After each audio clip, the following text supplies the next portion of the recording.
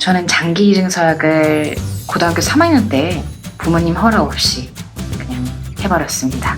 근데 그때는 엄청 혼났어요. 엄청 혼났는데 5년 전 저희 엄마 아빠 전부 장기이중 서약서에 신청, 서면? 사인? 어쨌든 신청을 하셨습니다. 오늘은 장기 기증에 대해서 이야기를 좀 해보겠습니다.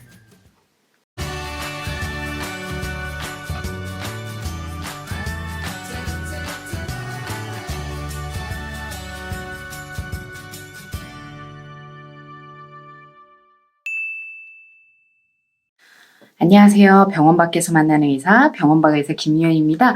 오늘은 제가 장기 기증에 대해서 좀 말씀을 드리려고 해요. 제가 사실 그 사랑의 장기 기증 홍보대사로 2014년도에 그 소울메이트라는 그 사랑의 장기 기증 홍보대사 교육까지 받았었고, 그리고 봉사활동도 했었는데, 제 삶에 바쁘다 보니 잠시 잊어버리고 있었습니다. 그래서 유튜브 영상으로도 한 번쯤 남겨볼 겸 한번 이야기를 해보겠습니다.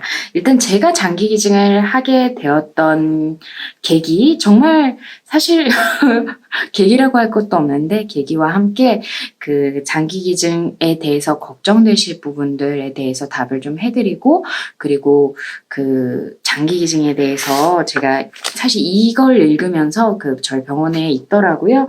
한국 장기 조직 기증원에서 나온 그 사연들을 좀 읽어드리면서 마무리를 좀 하려고 합니다. 이걸 읽으니까 울 것 같아서 이걸 처음에 못 하겠더라고요. 일단 아까 제일 처음에 말씀드렸던 것처럼 제가 장기 기증을 하기로 했던 거는 여기 희망의 씨앗 장기 기증 스티커가 붙어있는 저 맞아요. 요 모습일 때 고3 때 장기 기증을 저는 서명을 했습니다. 번호 안 보이죠? 네, 장기 기증 서명을 했는데요. 제가 한 방법은 사실 별거는 아니었고, 저희가 정신여자고등학교를 다녔는데 그 정신여고 앞에 잠실 종합야구 경기장이 있었어요. 그때 저희가 저랑 고3인데도 불구하고 저랑 한 친구가 놀고 싶어서 그 장기 기증 브로셔를 팜플렛을 나눠주는 역할으로 봉사활동을 잠실 종합야구 경기장에서 했습니다. 거기에서 팜플렛을 나눠주는 걸 한 2시간, 3시간 정도 하고 그러면 김밥을 주고 야구 경기를 보다가 갈 수가 있었거든요. 고등학교 3학년 1학기 말쯤에 그 짓을 하고 있었으니 부모님께서는 참 속이 타셨겠지만 저는 제가 하고 싶은 거는 해야 되는 성격이라 아니요. 좀 비밀로 했을 수도 있어요. 잘 기억은 안 나네요. 어쨌든 그거를 한 2주일 정도 했던 것 같아요. 친구랑 둘이서.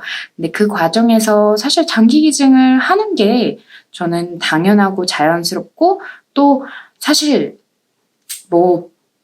청소년기엔 또 그렇잖아요. 옳다고 생각하는 거는 다른 생각하지 않고 바로 해버리는 거. 그래서 했습니다. 근데 가족들이 나중에 그 사실을 알고 굉장히 화를 냈어요. 엄마 아빠가 그런 중요한 결정을 어떻게 상의도 없이 진행하냐라고 사실 그 당시에는 혼이 났는데 결국 말씀드린 것처럼 제가 더 나이가 들고 또 장기 기증에 대해서 중요하게 생각을 오히려 그 당시엔 굉장히 가볍게 생각을 했지만 이제 의대를 지나고 또 인턴 생활을 하고 그러면서 장기 기증이라는 게 얼마나 많은 사람들에게 좋은 영향을 주고 그리고 다른 것보다 장기 기증의 절차가 얼마나 복잡한지를 알게 되면서 오히려 더 편안하게 왜냐면 장기 기증이 장기 기증을 할 수 없는 상황의 장기를 가져가지 못해요. 굉장히 철저하게 판정을 하고 마무리가 됩니다. 그래서 그 과정을 이제 특히 뇌사 판정 과정에 함께 체열을 하는 역할으로 들어가다 보니까 오히려 더 안심을 하고 또 장기 기증을 권할 수 있게 되어서 부모님들까지 함께 장기 기증 서약을 하게 되었습니다.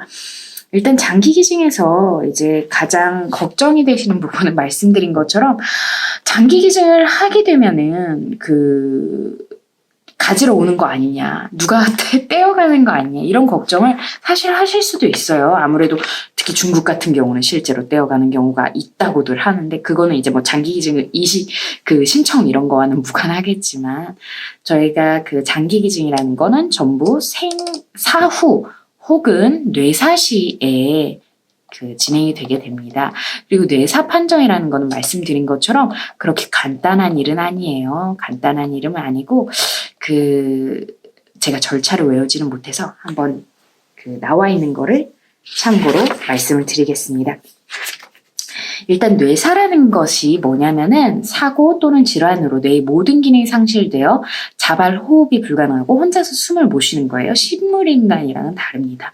자발 호흡이 불가능하고 적극적인 치료에도 불구하고 회복이 절대 불가능하여 수일 내지 수주 이내의 사망에 이르는 상태를 말합니다.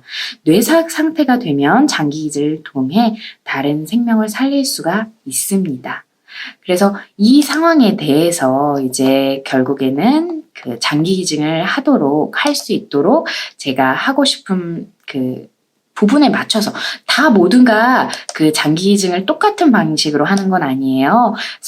사전 뇌사시 기증뿐만 아니라 생체 기증, 살아있을 때 기증이 가능한 부분도 있고, 그리고 뇌사 기증, 사후 기증 다 나눠져 있습니다. 생체 기증으로는 2개의 신장 중에 1개, 간의 일부, 췌장, 췌도, 소장의 일부, 그리고 조혈모세포 이식이 가능을 하고, 그리고 뇌사 기증에서는 신장, 간, 심장, 폐, 췌장, 췌도, 소장, 안구, 인체 조직 기증을 할 수 있게 되어 있습니다. 그리고 사후 기증은 안구와 인체 조직이 가능합니다.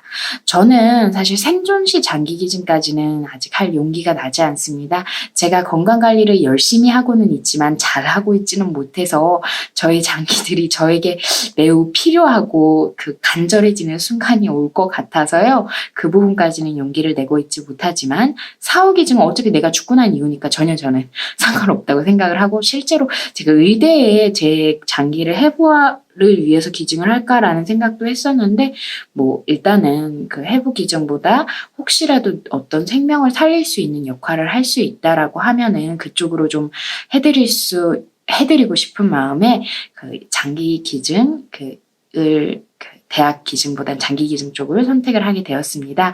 그리고 사후 기증 말고 말씀드렸듯이 뇌사시 기증, 그 부분을 이제 말씀을 드리는데요.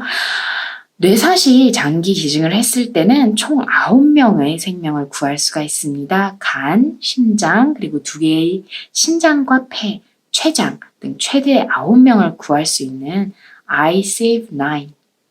굉장히 어마어마한 그런 걸 할 수가 있는데요. 아까 말씀드린 것처럼 뇌사시 장기 기증은 사실 다시 깨어날 수 없을 거라는 확신이 들었을 때 진행이 되게 됩니다. 그래서 그 과정이 결국 회복이 혼수 상태랑 달라요. 식물인간이랑 홍수 상태랑 단순히 다르고, 뇌, 간의 기능 자체가 정지를 해서 숨 쉬는 것조차 내가 의지로 할 수 없어서 회복이 잘 안 되는 상황입니다. 그래서 식물인간 같은 경우는 스스로 숨을 쉴 수 있고, 동공반사도 살아있고, 구역반사, 아니면은 기본적으로 통증에 대한 반응이나 자극에 대한 그런 뇌파 활동 이런 게 있지만, 뇌사자는 식물인간과 달리 전혀 그런 부분이 없습니다.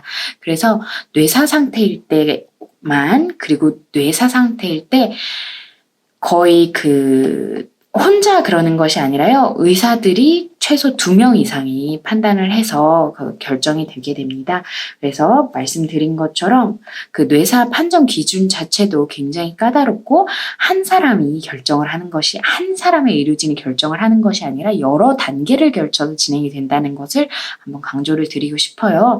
일단 뇌사 판정은 2차에 걸친 뇌사 조사와 뇌파 검사, 뇌사 판정위원회의 만장일치로 판정이 되어 있고, 세계에서 가장 까다롭게 규정이 되어 있습니다. 그래서 내가 결국 장기 기증을 하고 싶다라는 의사 판명뿐만 아니라 뇌사 판정이 되어 있어야지만 기증 절차가 이루어지게 되어 있어요. 내가 소생이 될 가능성이 있다라고 하면 이건 진행이 되지 않습니다. 그래서 1차 뇌사조사, 그리고 6시간 후에 2차 뇌사조사, 만일 6살 미만이라고 하면 24시간 이상 지난 후에 2차 뇌사조사가 이루어지고, 1세 미만의 경우에는 48시간 동안 48시간 이후에 2차 뇌사조사가 판정이 됩니다. 그래서 이때 뇌사조사에서 모두 통과를 한 경우에 뇌파 검사를 확인을 하게 되고요. 뇌의 파동이 있다라는 것은 뇌의 정기적인 활동이 있다는 건데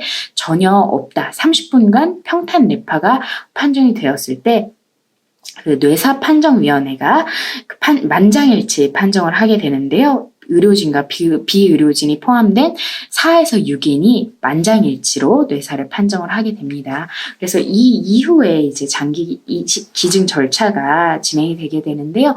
사실 그 외국 같은 경우는 그 유럽의 몇몇 국가들 같은 경우는 아예 기증을 할 것이다라는 의사를 표명하는 것이 아니라 기증을 하지 않겠다라는 의사를 표명했을 때 기증 절차가 진행이 되지 않고 나머지는 다 기본적으로 기증을 진행하게 되는 국가들도 있습니다. 우리나라는 사실 기증 의사를 표시를 해야 되는 상황이고요. 그래서 제가 결국 이런 주민등록증에 이렇게 붙어 있고 심지어는 그 자동차에도 붙이는 스티커가 있습니다. 결국에는 내가 만일 그런 사고를 당했을 때 나의 의사를 한 번 더 여기에 물론 등록이 되어 있는 것도 있지만 한 번 더 나의 그런 운전면허증 아니면은 신분증에 내가 뇌사를 하고 싶어하는 사람이라는 거를 표시를 해주는 거죠. 사실 뇌사도 결국에는 뇌사 상태이면 1, 2주 내에 사망을 하기 때문에 만일 진행이 된다고 하면 가장 빠른 시일 내에 진행을 해서 이식까지 이루어지는 것이 아무래도 좋을 테니까요. 이런 방법으로 표시를 하는 것도 있습니다.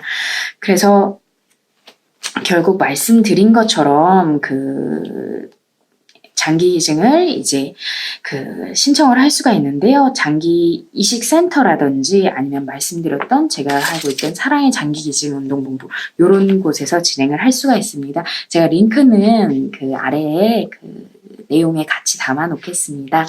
마지막으로 아까 제가 울 것 같아서 처음에 안 읽어드린 장기 기증한 가족들의 그리고 이식을 받은 가족들의 사연을 조금 읽어드리겠습니다. 생명을 살리고 떠난 보석 같은 내 아들, 사랑한다 말해주렴. 아들아, 엄마 기억들은 희미해져 가는데 너를 향한 그리움은 저기 들판의 진녹새처럼 짙어져만 가는구나. 이제는 눈뜨기도 힘들구나. 저번 주는 아빠까지 많이 울어서 아들도 많이 우울했을 거야. 울지 않으려 늘 다짐하는데 쉽지가 않네. 아들도 잘 알지? 아빠가 너를 얼마나 자랑스러워하고 좋아했는지. 말이 없고 잘 표현하지 못하는 사람인데 마디마디 눌렀던 아픔이 터져나오는 것 같아서 안쓰럽구나. 불쌍한 사람. 참지 말고 말하지. 보고 싶다고. 아들이 너무나 보고 싶다고. 황소 울음소리에 핏빛서름 한가득 쏟아내고 나면 좀 나아지려는지. 우리 아들이 아빠 좀 위로해드려. 장기 기증에 대해 처음 들었을 때 엄마는 주치의 선생님과 담당 교수님께 절대 안 된다고 했었는데 마지막 밤에 아빠가 우리 아들 천사로 만들자며 엄마를 설득해서 생명을 살리는 이 귀한 일에 동참을 하게 되었어. 아빠의 설득이 아니었으면 우리 아들이 보석처럼 빛나는 사람을 살리는 일을 할 수는 없었겠지.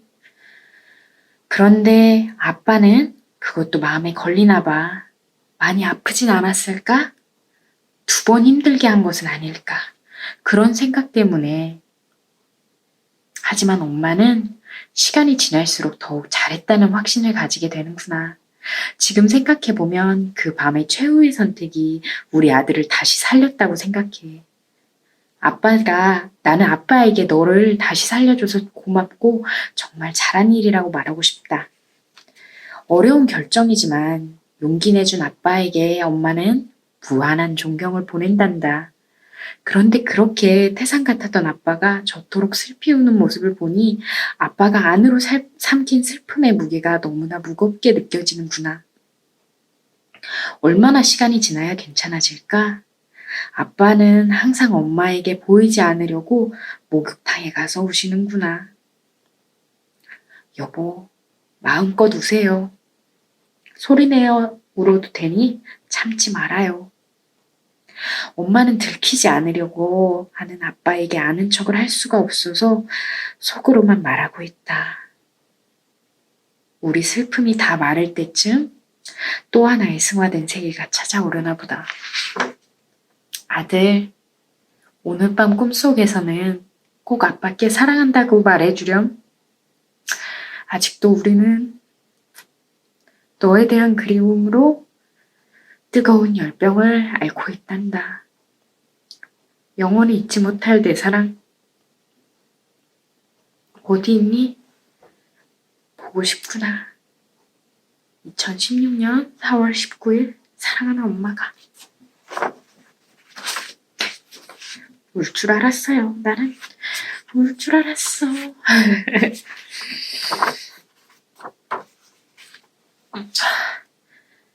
다시 만나는 날 잘한 선택이라고 해줘. 아빠 안녕? 막내딸이야. 제가 막내딸이라.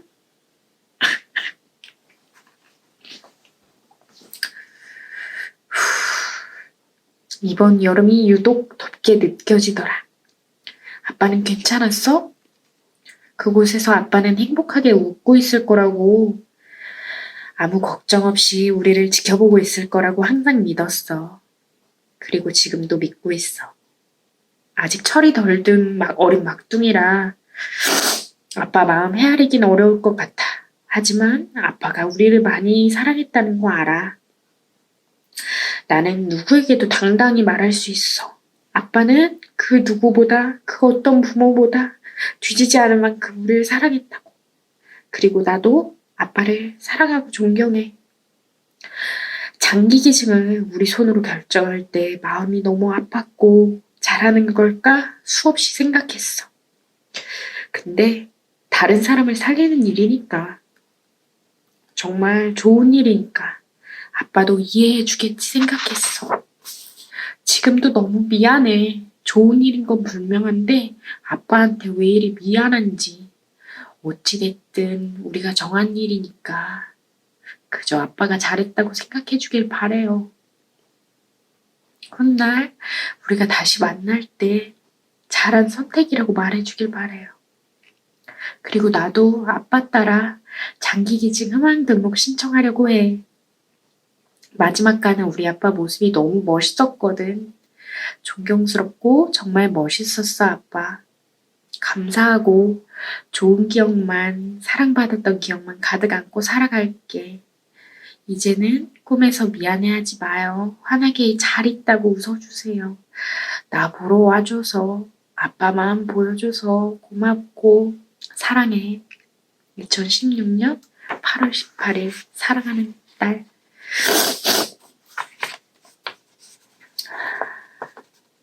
그리고 마지막은 그 이식을 받은 사람의 사연을 읽어드릴게요.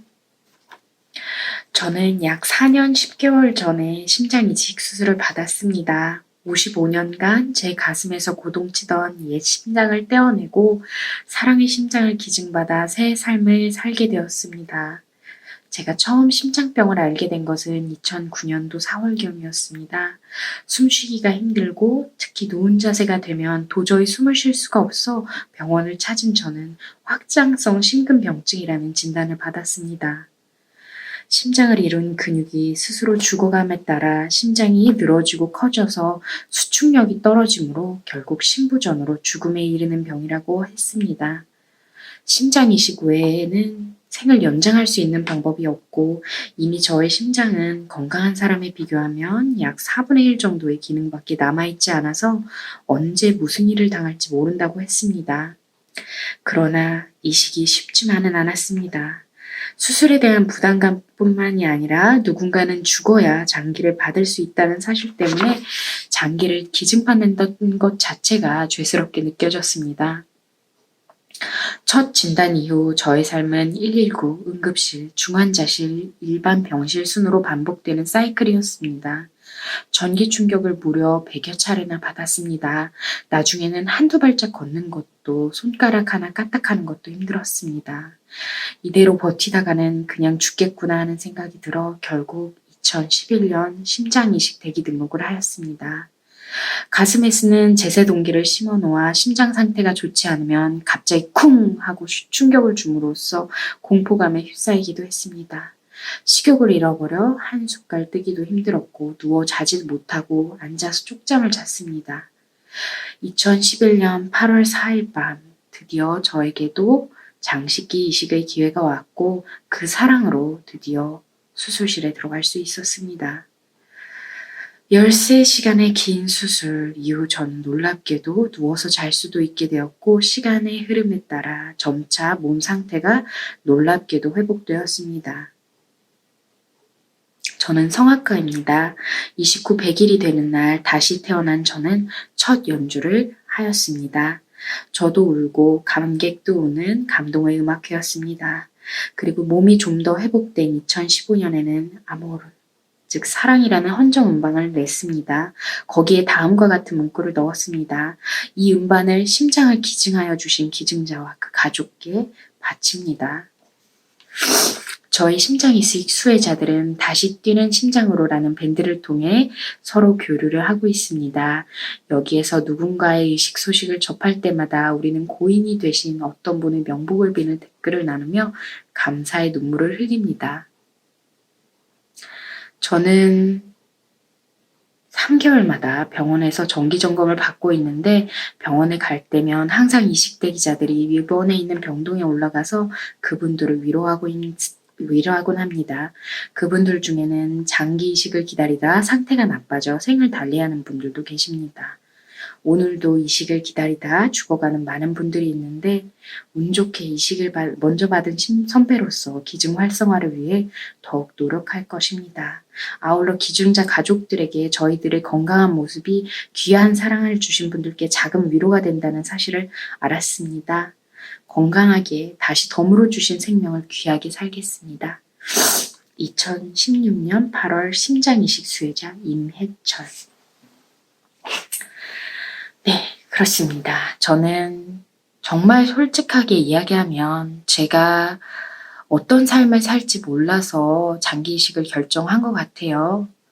제가 그렇게 착한 사람은 아니라서 악당이 될 것 같아서 나쁜 짓을 너무 많이 할 것 같아서 장기 이식으로라도 마지막에라도 조금 착한 일을 하고 가면 내 삶이 조금이라도 의미가 있지 않을까라는 생각으로 장기 이식을 결정을 했었어요. 사실 그랬던 것 같아요. 그 당시에 워낙에 가족들도 괴롭히는 못된 사람이었기 때문에 그랬습니다.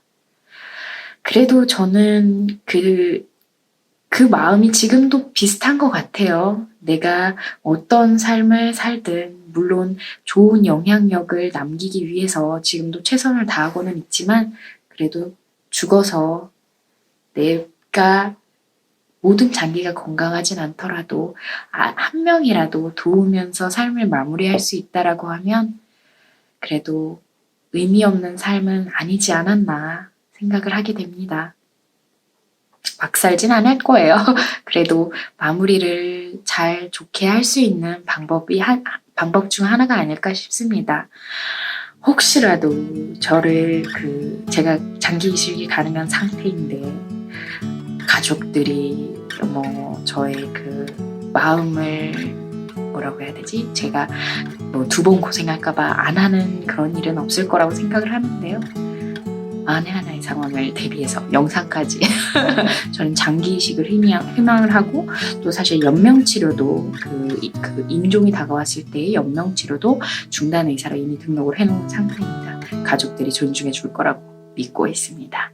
연명의료 중단에 대해서는 또 따로 영상을 남겨보겠습니다. 우리 모두 건강합시다. 그리고 건강하지 못하신 분들을 위해서 선택을 할 수 있는 내가 미리 죽는 거 아니에요. 미리 가져가는 거 전혀 아닙니다.